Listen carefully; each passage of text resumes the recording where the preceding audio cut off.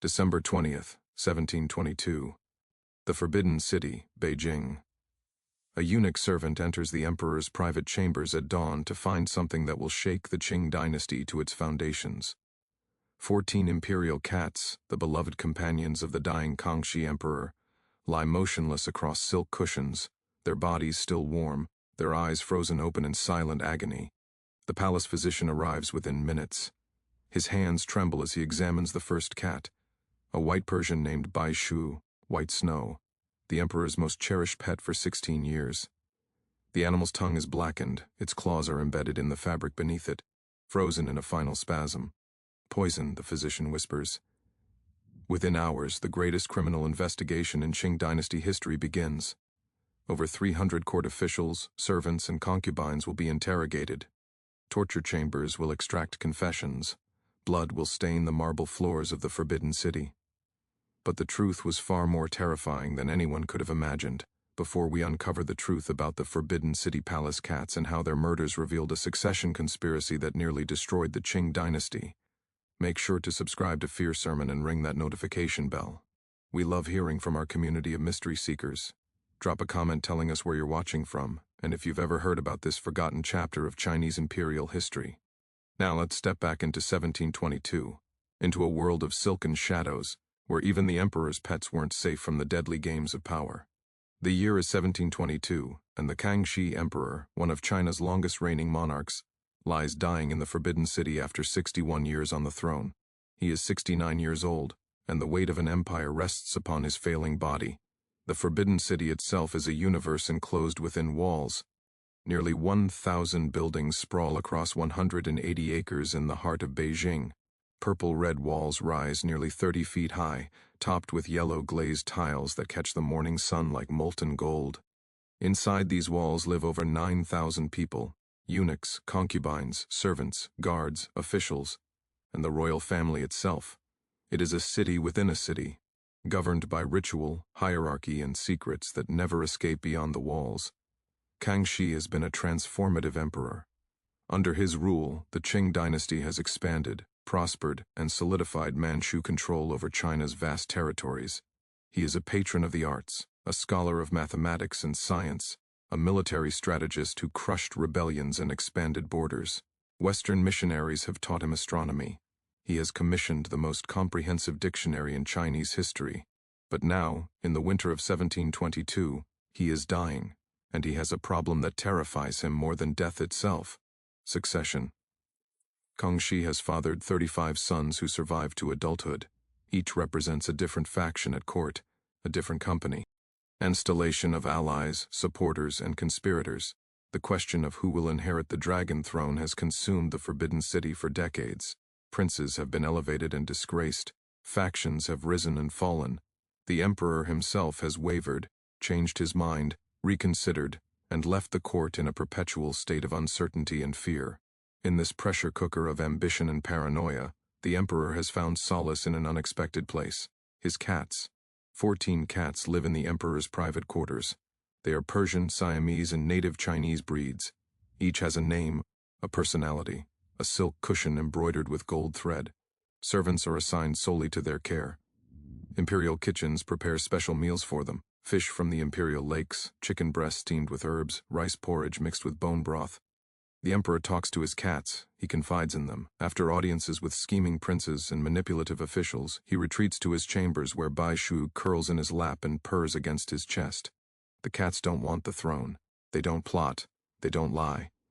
They are the only honest creatures in the Forbidden City, the emperor has been heard to say. The court knows this. Everyone knows how much the dying emperor loves his cats, and someone decides to use that knowledge as a weapon. November 1722. The first signs. It begins subtly, as these things often do. A servant named Li Wei notices that Hui Ying, Gray Shadow, one of the younger cats, is refusing food. The animal sits before its dish of steamed fish, sniffs once, and walks away. This is unusual. Palace cats are famously well-fed and enthusiastic about meals. Li Wei reports this to the head eunuch, Wang Zhen, who oversees all matters in the emperor's private quarters. Wang Zhen observes the cat himself. He notes that Hui Ying appears nervous, pacing near the windows, meowing plaintively. Perhaps the animal senses the emperor's illness, Wang Zhen concludes. Animals are sensitive to death. The emperor himself is too ill to notice. He spends most days in bed now, drifting in and out of consciousness. His physicians prepare herbal remedies that do little to ease his suffering. His sons visit in careful rotation, each audience monitored by rivals to ensure no one gains too much private access to their dying father. 3 days later, Hui Ying vomits violently on the marble floor. Li Wei cleans it up and notices something odd. The vomit contains traces of what looks like white powder, undissolved particles mixed with partially digested fish. He mentions this to Wang Zhen. The imperial kitchens must be more careful, Wang Zhen says. Perhaps flour or rice powder was mixed into the food improperly. The head eunuch does not investigate further. There are more pressing concerns. The emperor is dying, and when he dies, the delicate balance of power in the Forbidden City will shatter, like porcelain dropped on stone. December 10, 1722, the pat turn emerges. Over the next weeks, more cats begin showing signs of illness. Jinhua, golden flower, a majestic Persian with amber eyes, develops tremors in her legs. She can no longer jump to her favorite perch by the window. Servants find her hiding beneath furniture, something she has never done before. Heibao, black leopard, begins having seizures. His body goes rigid, his legs kick at the air, foam appears at his mouth. The palace veterinarian is summoned, a man named Chen Ming, who has cared for imperial animals for 20 years. Chen Ming examines Heibao with growing concern. The symptoms are disturbing: dilated pupils, excessive salivation, muscle tremors, difficulty breathing. This resembles poisoning, Chen Ming tells Wang Zhen, but I cannot be certain without knowing what the animal has ingested. Poisoning? Wang Zhen's face goes pale. You're suggesting someone would poison the emperor's cats? I'm suggesting the symptoms are consistent with toxin exposure, Chen Ming clarifies carefully. In the Forbidden City, accusations are dangerous. Words can end lives. Wang Zhen orders the imperial kitchens investigated. Every ingredient used in the cat's food is examined. Every servant who prepares the meals is questioned. Nothing suspicious is found. The fish comes from imperial ponds, guarded and monitored. The chicken is raised in palace courtyards. The rice and herbs are stored in locked rooms with limited access. Perhaps they are simply old, Wang Zhen tells himself. Animals sicken and die. This is natural. But it isn't natural, and it's about to get worse. December 15, 1722, the survivor. Bai Zhui, White Snow, the emperor's oldest and most beloved cat, begins to refuse all food. This alarms everyone because Bai Zhui has been the one constant in the emperor's declining months. Even when Kangxi is too weak to speak, he reaches out to stroke Bai Zhui's white fur. The cat sleeps on the emperor's bed, pressed against his side, purring softly. Li Wei tries everything to tempt Bai Zhui to eat. Fresh fish, warm broth, delicacies from the imperial kitchens. The cat sniffs each offering and turns away. On December 17th, Li Wei places a bowl of food before Bai Zhui and watches carefully. The cat approaches, sniffs, and then, in an unprecedented move, uses her paw to flip the bowl over, scattering food across the floor. She then retreats to the furthest corner of the room and hisses when anyone approaches the spilled food. Li Wei stares at the scattered fish and rice. Slowly, carefully, he scoops some of it into a cloth and takes it directly to Chen Ming, bypassing Wang Zhen entirely. Test this, Li Wei says. Something is wrong. Chen Ming takes the food and performs a series of traditional tests. He feeds small amounts to a mouse kept for such purposes. Within an hour, the mouse is dead. The food is poisoned. But how? And by whom? And most terrifying of all, how many cats have already consumed it? If this story is giving you chills, hit that like button and share this with someone who loves dark mysteries.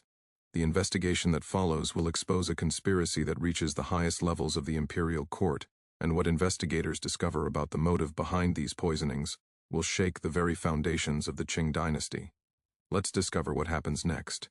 December 20th, 1722. Dawn.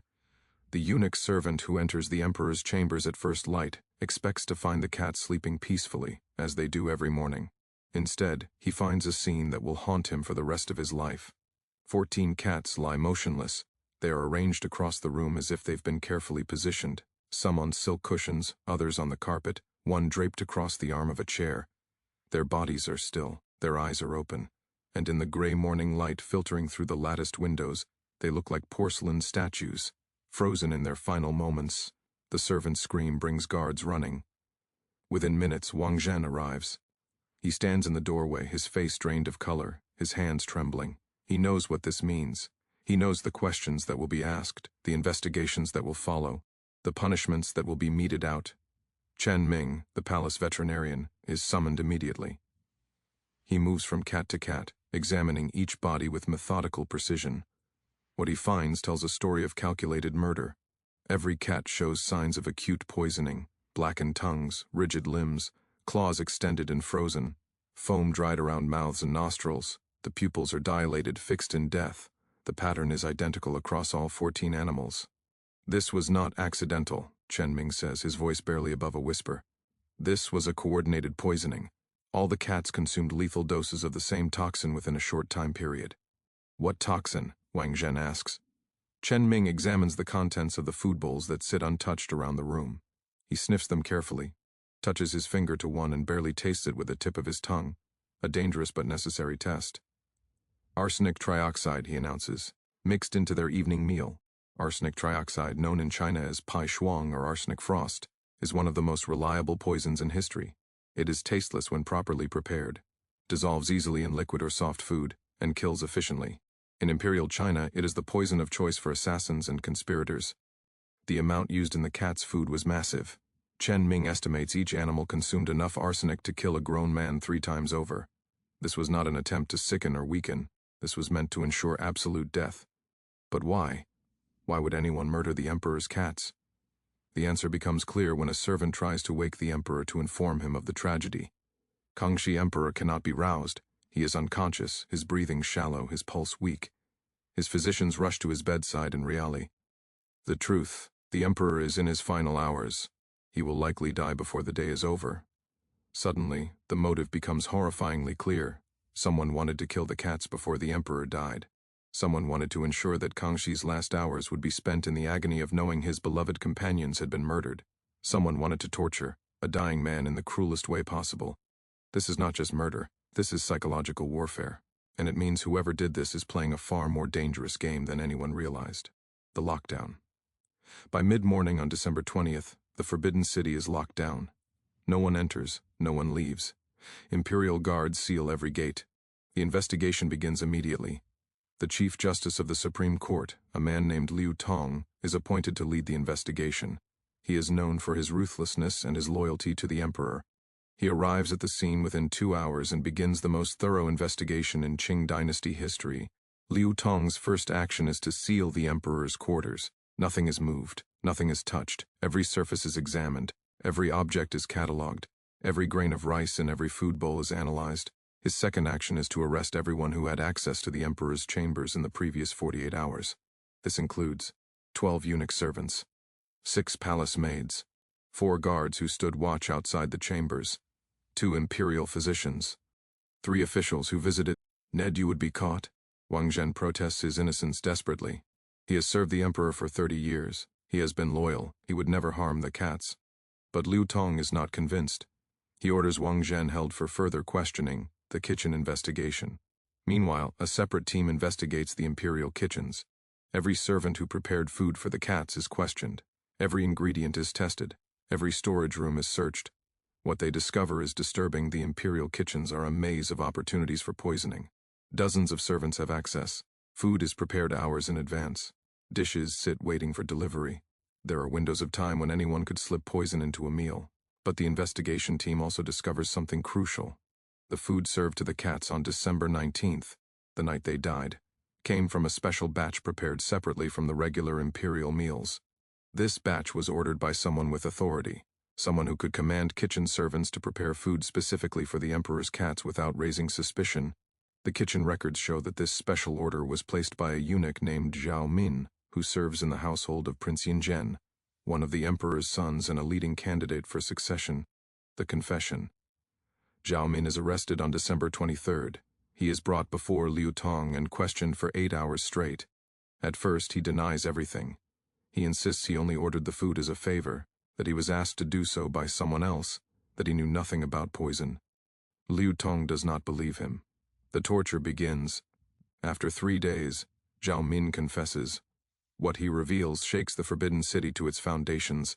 I was paid to poison the cats, Zhao Min says, his voice broken. 500 taels of silver. I was told it was to ensure Prince Yinjin would inherit the throne. Paid by whom? Lu Tong demands. I don't know his name, Zhao Min says. He wore a mask. He met me outside the walls. He said the cats were obstacles, that the emperor was making decisions based on their behavior, that they had become too influential.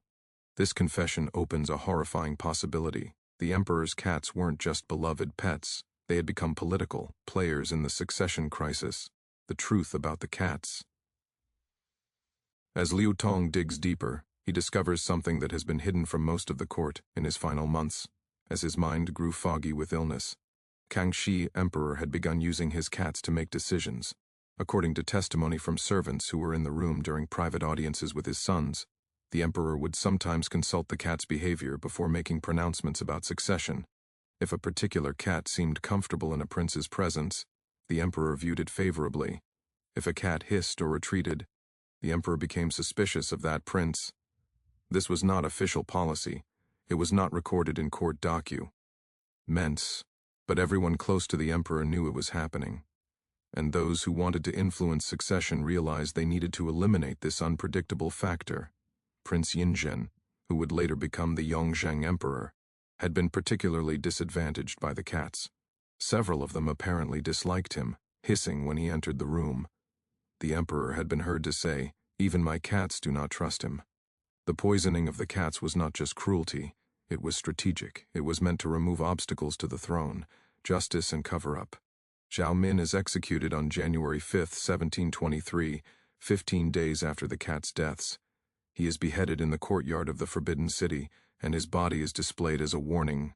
Wang Zhen, the head eunuch, is found guilty of negligence and is exiled to Mongolia. He will die there 3 years later.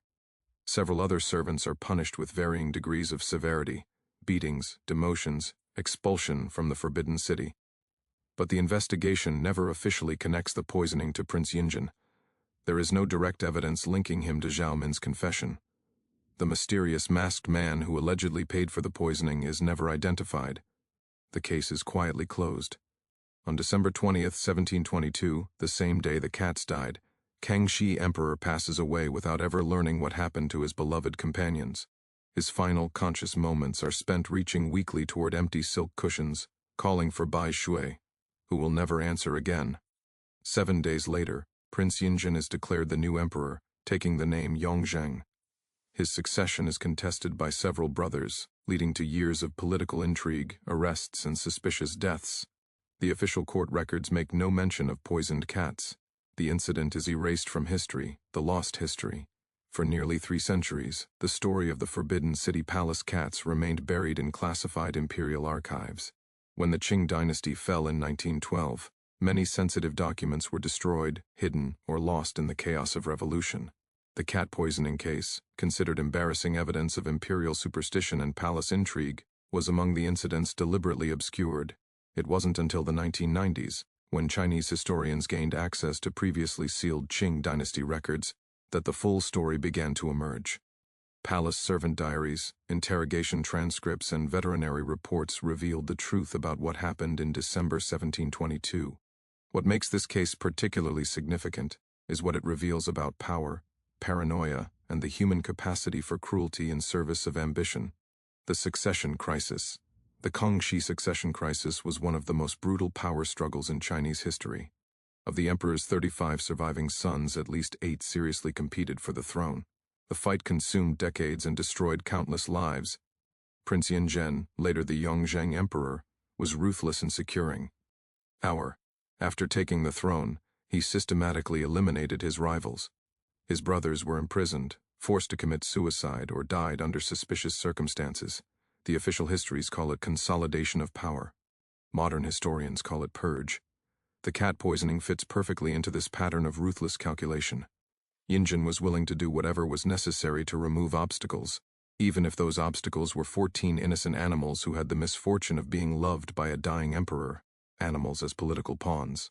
Throughout history, animals have often become unwitting participants in human power struggles.